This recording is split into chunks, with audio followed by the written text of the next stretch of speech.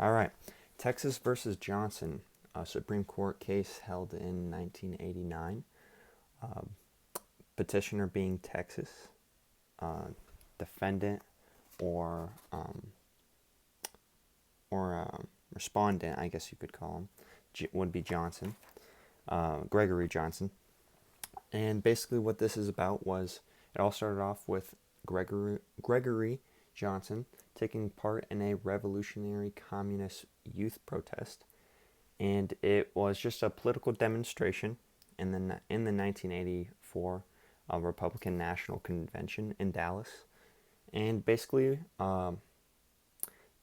there was a lot of people marching through the streets. This whole group was this group and all their members were marching through the streets, and someone handed Johnson a stolen American flag from a flagpole outside one of the targeted buildings. And basically, what happened was it got pretty violent. Like I was saying, there was lots of vandalism, and they were marching the streets. Um, and basically, what happened was Johnson lit the flag on fire, and this caused a ton of public outrage. No one liked this. And plus, keep in mind it was in the 80s, so we still had a lot of tension with Russia.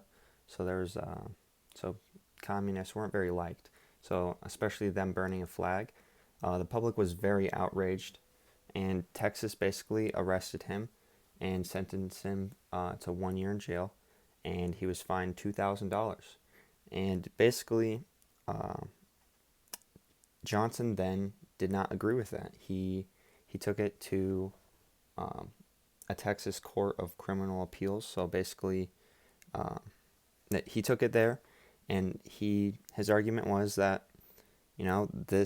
that I have a freedom of speech by under the First Amendment. I can express myself in that way, and they actually appealed it. They agreed with him, and again, everyone was outraged by this, and the Texas state took it to the Supreme Court. And so when they took it to the Supreme Court, basically the two basic arguments were that the First Amendment, well, for Texas, the First Amendment did not protect people burning flags or I guess expressing themselves in actions. It just protected speech. That was basically their argument. And Johnson's argument was completely the opposite. He said he was protected under freedom of speech. It was a way to express himself. And so basically what happened was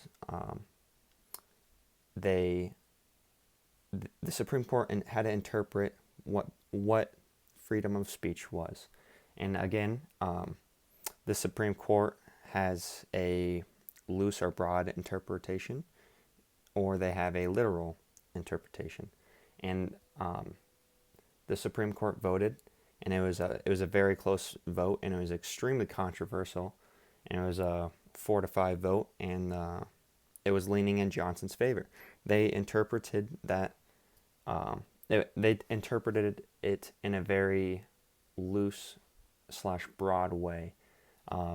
Basically, they believe that the First Amendment is there to uh, protect these actions, because I mean, in an event where if a majority of America is not agreeing with the system and they need to take action and protest and um, you know politically demonstrate what they feel, then it's necessary. So, and I agree with that. I totally agree with that. I don't think we should be locking up people for a year and fining them thousands of dollars just because they did not agree with something and they wanted something to change, you know? Um, so I believe that is a very, I believe that I agree with it. I very much agree with it, and I think it was perfectly justified. And again, this has lasted a long time. Like no one really agrees with this. A polls have been taken, and to this day, majority of America still does believe we should have a ban on vandalizing respected items such as the American flag. And they have tried to try other people, especially in the Black Lives Matter movement. Lots of that happened, and they've tried, and again, if taken to the Supreme Court, it has already been ruled a perfectly just and legal thing and completely constitutional. And once again, I do agree with that. I feel like it's a necessary thing uh, that we should.